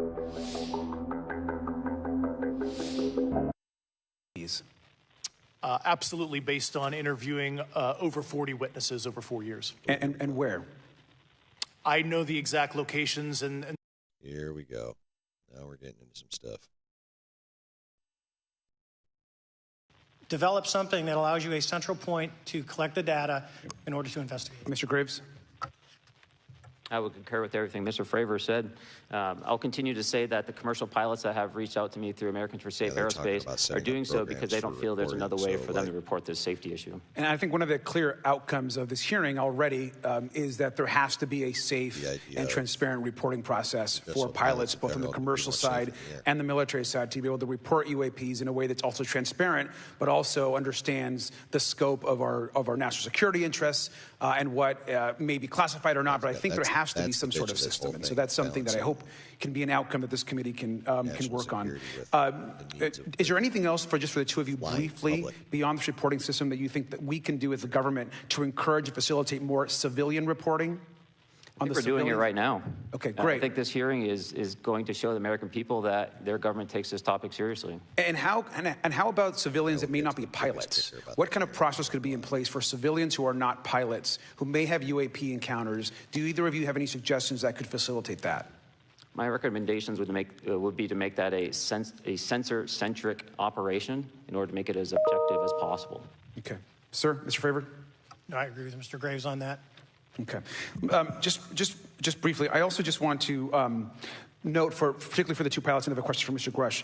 One of the things that I found fascinating in our discussion, Mr. Graves, last night as well, is that you both described UAPs and formations and the way they are observed in space or in our air, and the way that they move is essentially ways in which current technology or aircraft that we know of are unable to actually function or move. And so will you just, for the public record, again, once again, briefly either describe or note that aircraft that are being witnessed, particularly by the 30 folks that you're working with, are essentially outside the scope of anything that we know of today and the technology we have today. Mr. Graves, Mr. Fravor? Yes, the objects that are being seen by commercial pilots are performing maneuvers that are unexplainable due to our current understanding of our technology and our capabilities as a country. And that applies for the military as well. Mr. Ferrer? Yeah, I concur with that. We have nothing that can stop in midair and go the other direction, nor do we have anything that can, like in our situation, come down from space, hang out for 3 hours, and go back up. Thank you. My last question, and sometimes I know that you have also said some of these answers in the past, but we're trying to get them on the public record as well, which is really important. Mr. Grush, finally, do you believe that our government is in possession of UAPs? Absolutely, based on interviewing over 40 witnesses over 4 years. And where? I know the exact locations, and those locations were provided to the Inspector General and some of which to the intelligence committees. I actually had the people with the firsthand knowledge provide a protected disclosure to the Inspector General. Thank you. And Mr. Chairman, I would just say that I think that these questions are important questions, and I look forward to being involved in the process to get those answered. I know there'll be a lot of questions from the committee members, so I yield back. That Fox Mulder. Thank you. We'll go to Mr. Burchett himself. Thank you, Mr. Chairman. Thank you, Mr. Garcia. I would like to have you on my legislation to do just that on the reporting, and we'll get together on that. Maybe you can be my co-sponsor on that. That'd be really cool. Thank you for those great questions. Mr. Graves, again, I'd like to know, how do you know that these were not our aircraft? Here we go. Some of the behaviors that we saw in a working area, we would see these objects being at 0.0 Mach, that's 0 airspeed, over certain pieces of the ground. So what that means, just like a river, if you throw a bobber in, it's going to float downstream. These objects were staying completely stationary in Category 4 hurricane winds. These same objects would then accelerate to supersonic speeds, 1.10 Mach. That's this meeting, and it's also a miracle that my wife has put up with me for 9 years today. Today is my anniversary, so I want to tell my wife happy anniversary and that I love her very much. As she likes to say, this 9 years have been the best 2 years of her life. So that I believe. Thank you. Mr. Favor, what astonished you the most about the flight capabilities of these Tic Tac, very briefly? The performance. Absolute performance. It was... And you're not aware of any other objects that anybody in the world has, in this world, that has those capabilities? No, I think it's far beyond actually our material science that we currently possess. Are you aware of any other reconnaissance platforms that have tracked or recorded the Tic Tac's maneuvers, maybe the NORAD system or any of the others? I am not. Okay. Mr. Grush, thank you for being here, brother. Thank you all very much. Have you faced any retaliation or reprisals for any of your testimony or anything on these lines? Yeah, I have to be careful what I say in detail because there is an open whistleblower reprisal investigation on my behalf, and I don't want to compromise that investigation by providing anything that may help provide somebody information. But it was very brutal and very unfortunate, some of the tactics they used to hurt me both professionally and personally, to be quite frank. Yeah. It's very unfortunate. As they say, when you're over the target, that's when they do the most firing at you. Do you have any personal knowledge of people who have been harmed or injured in efforts to cover up or conceal these extraterrestrial technology? Yes. Personally. Have anyone been murdered that you would think, that you know of or have heard of, I guess? I have to be careful asking that question. I directed people with that knowledge to the appropriate authorities. Maybe in a, if we could get in a confidential area, SCIF, we could talk about that. But unfortunately, we were denied access to the SCIF, and that's very unfortunate in this scenario. Yeah, I want in that SCIF when they get in the SCIF. Mr. Favor, do you believe that you witnessed an additional object under the water in relation to your encounter? I will say we did not see an object. There was something there to cause the whitewater, and when we turned around, it was gone. So there was something there that obviously moved. Okay, it was not the same object though that you were looking at, correct? No, we actually joked that the Tic Tac was communicating with something when we came back, and because the whitewater disappeared. We were in another instance. We're told about the capabilities of a jamming during viewing of some. Yeah. Yes. If it can fly weird like that, it can jam the shit out of our equipment. We are aware. questions for Grush. We were primarily... Oh, no, that's great. Oh, of course. You know what? That's not. But you guys are getting the idea. Shut your cake hole. Shut your cake hole. Yeah, straight up. Y'all need to,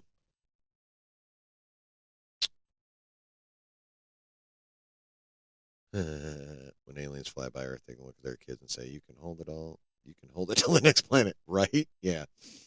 Keep looking for the smoking. Yeah, I know, right? Well, actually, that's kind of what Garrosh is, honestly. That's kind of what Garrosh is. What the fuck? Yeah. Someone married. Yeah, right. Well, two people probably. Look at how old he is. I'm guessing that's at least his second marriage.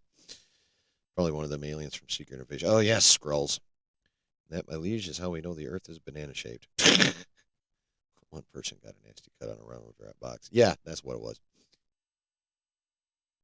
But seriously though, you guys should was I stupid?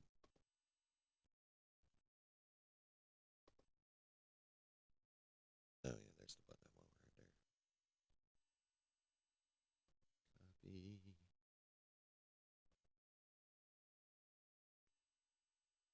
Oh, it's not gonna let me do that from here, dumbass. Alright. But yeah, it's freaking so wheat. Like, there's so much more that the Grush guy says and can't say, and that the whole Tic Tac thing. Like, you guys really should look up the whole story on that. It's fucking wild.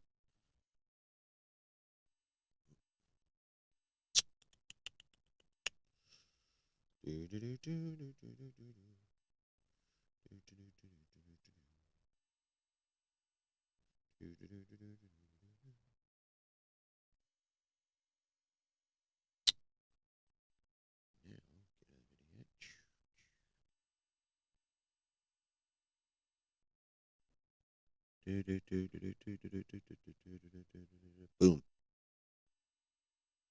All right, that is the link to the full hearing video. Watch that shit, man. It's fucking cool. But yeah, without there's like, it's like a 2.5 hour thing. I will say this though, if you do decide to go watch it, you can skip easily the first 20 minutes because that's just, you know, all the usual formalities and thanking of people for showing up and blah blah blah blah blah blah blah and the usual, and of course the usual pot shots across the aisle. But I will say this though, and something I want everyone to keep in mind. If you know anything about the current state of our politics and the players, then you will realize that this issue is one of the few issues, the issue of UAPs, and at a minimum, like, just safety around them, is one of the few issues that can get Matt Gaetz and AOC not just on the same side, but in the same room, in the same hearing. You watch that thing, you'll see Gaetz asking questions, and you'll see AOC asking questions. Those two are working together on the same panel for this subject. Tell me this subject is bullshit with that happening. Because you know, if either of them thought the other party was fucking around, you know neither of those two were any kind of shy about putting their feelings out there for the world to fucking see/hear. So if those two are holding hands figuratively and playing nice, this ain't bullshit, folks. Now, it's not proof that, you know, the little green gray guys are out there, that, like, you know, aliens actually exist. The main point of this hearing is that shit is flying around in our skies that we don't know where it comes from. We can't identify it in general. And it's continuously posing a global safety hazard to civilian and military pilots, and something needs to be done about that shit. That is the main crux of the hearing. Now, if other cool shit comes out of it because of that, you know, more cool shit, more, you know, TV X-Files-y type shit, more George Tsoukalos type shit, would that be cool? Fuck yeah. That would be sweet. oh, the repercussions in certain groups, I would just sit back and laugh. Oh, I would have so much fun. That's beside the point, though. But, yeah, it's whether or not you think they're extraterrestrial or just, whatever you want to think about them is cool. But whatever they are out there, and they are posing, at a minimum, a safety hazard in general to pilots. And, at worst, scoping us out to wipe us out. Yeah. You got a $20 million solution? Does anyone have a balloon right now? What the fuck are you talking about, bro? Oh, shit. I turned that down. I'm going to turn my music back up. There we go.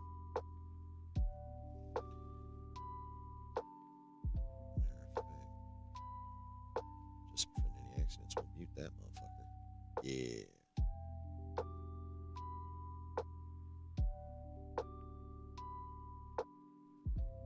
Yeah, what in the hootie who are you talking about, Rob?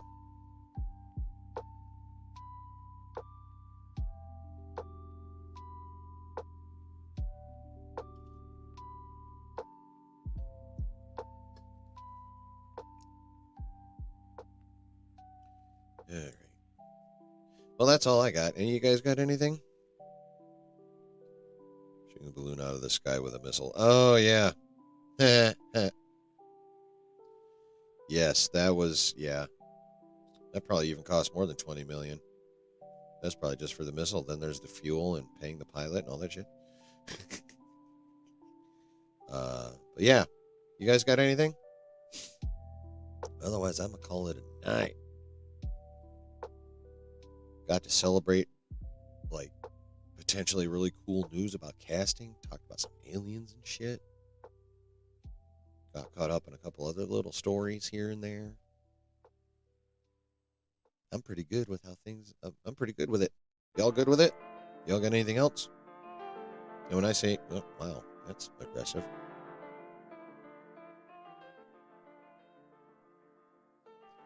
Don't really have too much to say, but speaking of money, the next gen fighter is going to cost $300 million a unit.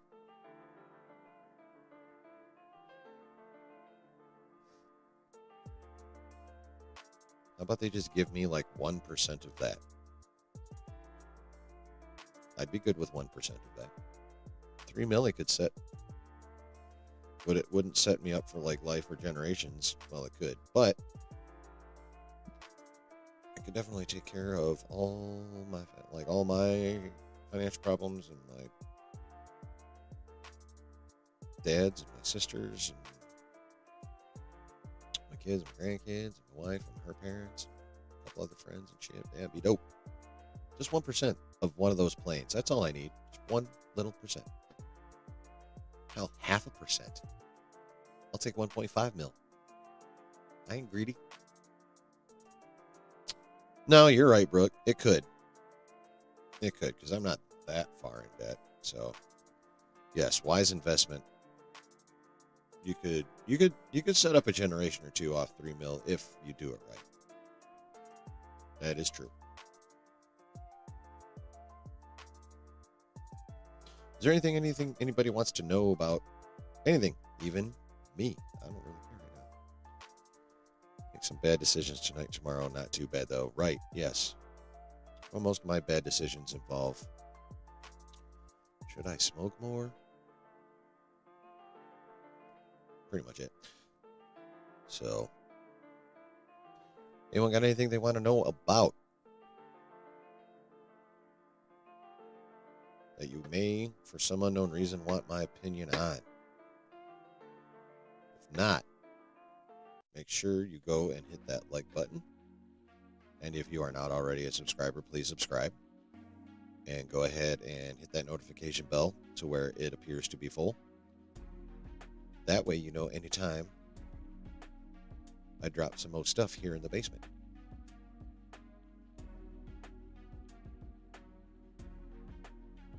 Alrighty, looks like that's about it. I hope everyone had fun. I know I did. I always do. Hopefully. Oh, show notes before I go, real quick. 2 weeks from this Saturday, so not next Saturday, but the following, the 19th, is the last Saturday before Ahsoka premieres on the 23rd. I'm having a big old, that's just going to be a big ass, What is the airspeed velocity of an unladen swallow? I don't remember. What is your quest? But yeah, so that's just going to be a big ass Ahsoka stream. I'm going to have a couple people on I've got lined up. Jay, if you want in, fire up your shit. Let me know. I'm looking to, Jay, I'd love you to be on. I got Harris coming on. I've got Scotty Hawk coming on. Maybe Matt Cave. He's got to get back to me. Maybe Obsession. He's got to answer me in the first place. But yeah, so I'm trying to get some knowledgeable people in here with some genuine Star Wars hype for us to fucking have a hype ass pre-Ahsoka debut show. Also, speaking of Ahsoka, I have absolutely no plans on staying. Nice. I have no plans on staying up late, even though it's Ahsoka. I'm still not staying up late for that shit. Hell yeah, bruh. I mean, if I can do up to 6 people because I don't pay for this shit. So if there's even any room, I'll drop a link in the if there's still room, I'll drop a link in the chat too. So, Matt Cave's awesome. I love that guy. Made it to the end of the stream. Right on, Dave. Now go to fucking bed, would you? Jesus. That way you can be up in time for the Sidetrack stream tomorrow.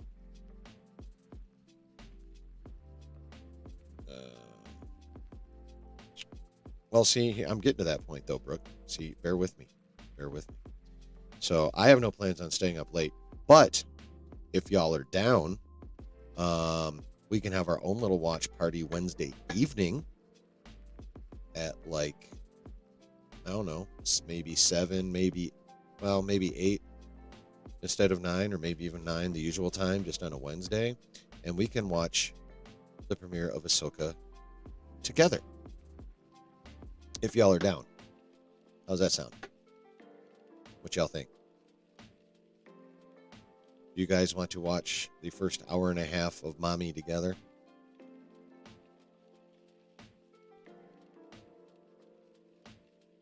Think about it. Got a couple, like I said, got 2.5 weeks. Y'all think about that. Keep that in mind, but it's something I would like to do if y'all want to do it. For cheesy. Yeah. So next week, just a normal stream, whatever the fuck I feel like doing. Following week, Ahsoka stream, huge Ahsoka party, so to speak. And then the following Wednesday, if y'all are down, well, no, it'd be the 23rd, the evening of the 23rd, Brooke. So if y'all are down, we will watch the Ahsoka premiere the evening of the 23rd, rather than the early motherfucking morning of the 23rd. So that's what I'm looking to do, and we'll nail all that down probably on the Big Ahsoka stream the Saturday before, because that'll be the easiest point in time in which to do so. So until next time, like I always say, there's always a good time to be had when you're chilling in the basement. Have a good night. Be safe. Much love.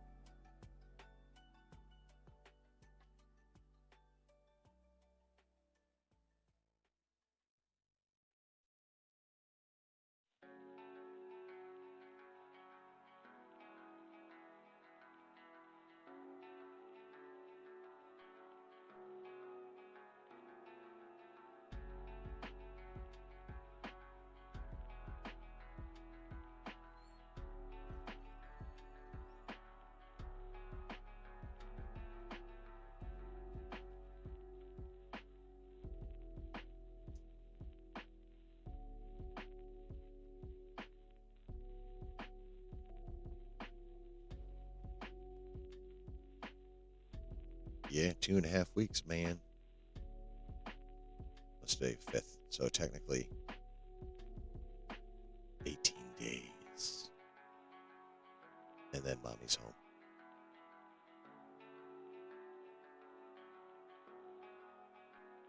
Use them like reins, bruh. Anyway, hope you all had fun. Hope you all have a good rest of your weekend. Thanks for coming by.